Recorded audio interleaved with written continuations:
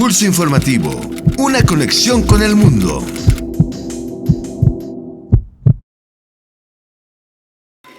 La noche del martes 26 de enero, en función para prensa, se presentó la puesta en escena Los Niños Perdidos en la Sala Julián Carrillo de Radio UNAM, un monólogo dirigido y actuado por el histrión Esteban Castellanos, escenificación basada en el cuento A los pinches niños del escritor Francisco Hinojosa, el cual relata la historia de 3 infantes marginados dentro de la sociedad, niños de la calle.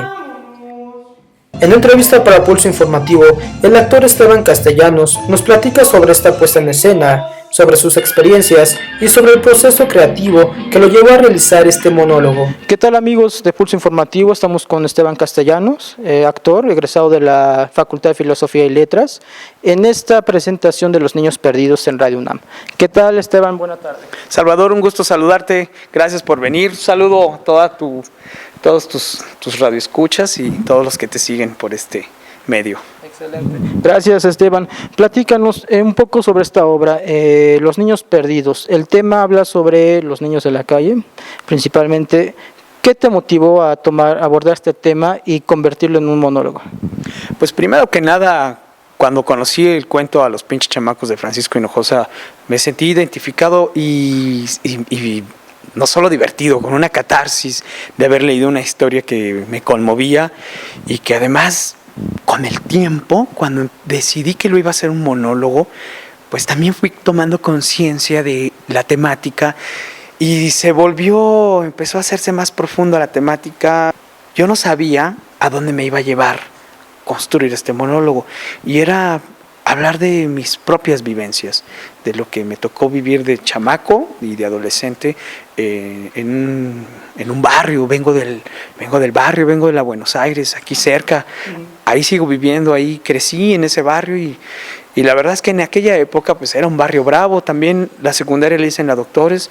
Me tocó vivir en las zonas más bravas de ambas colonias y eso marca demasiado, ¿no? Salíamos de la escuela y había que rifarse, ¿no? Echarse un tiro.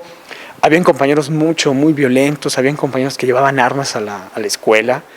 Me interesa compartir el trabajo con el público, pues para no solo sensibilizarnos, sino también poder espejearnos.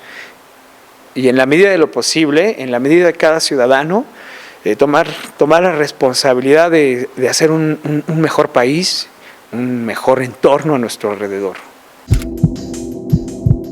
Claro, acabaste de mencionar algo importante, el barrio.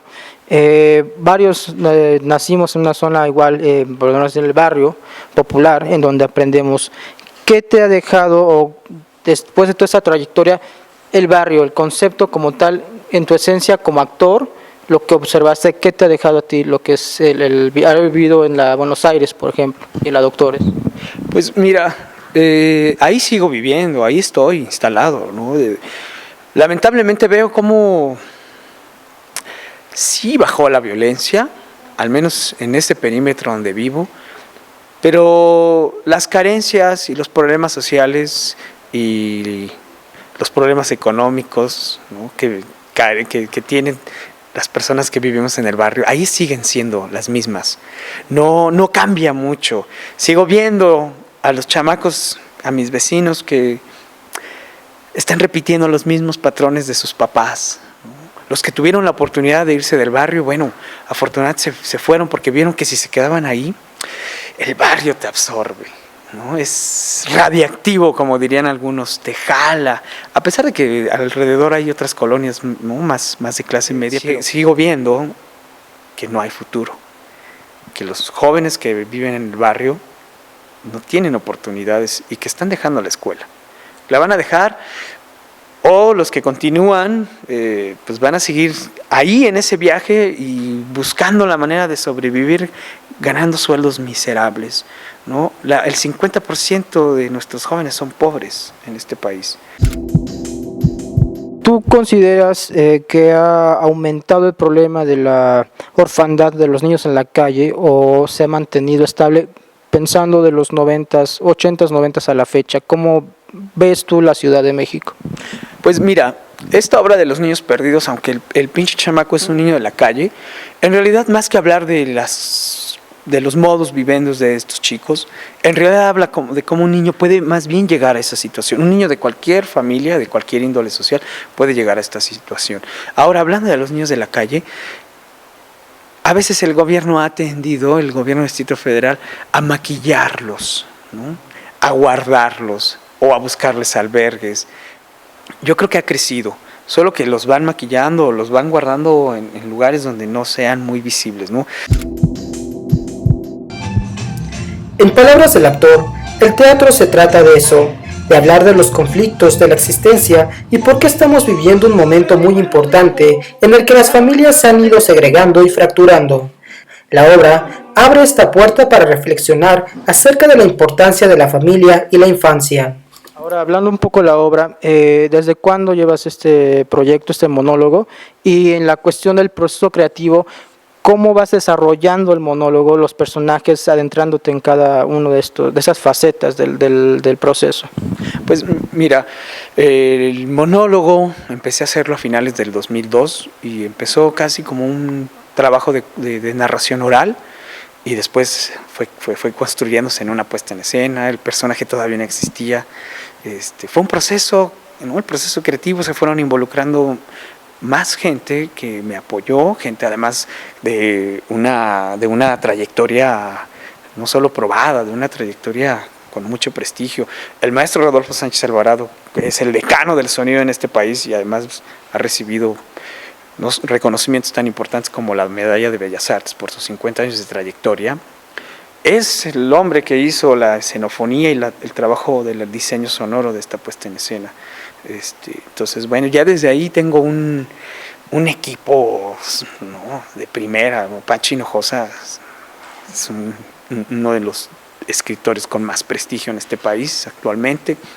En la iluminación me asesoró Gabriel Pascal, que además también es otro escenógrafo muy, muy reconocido, importante, director del Teatro El Milagro. Bueno, un equipo pues, muy sólido, ¿no?, muy sólido, que integró Los Niños Perdidos. Y de repente uno está en escena y los personajes toman vida propia, te asaltan, ¿no? Haces cosas que no las pensaste, simplemente suceden ahí, empiezan a tomar vida propia, ¿no? Suena divertido, pero así sucede. Entonces ha sido así el proceso. Cada año los personajes se han ido engrosando, los voy actualizando un poco, pero más que actualizarlos, me gusta mucho la obra, amo el trabajo, es un tesoro. Y eso me hace conservarlo y mantenerlo vigente. Y bueno, la realidad de nuestro país lamentablemente lo hace más vigente todavía. Platícanos un poco sobre los espacios, cómo ha habido, cuáles han sido las reacciones ante un monólogo como este, del tema que tratas. ¿Ha habido apertura por parte del gobierno o espacios culturales? Bueno, aquí estamos ahorita en la UNAM, pero hablando un poco de la cuestión institucional del gobierno, ¿cuál ha sido la respuesta? Pues en general siempre hubo la oportunidad de poder hacerlo. Más bien cuando decidí que iba a hacerlo y qué título le quería poner, yo quería ponerle a los pinches chamacos, ¿no?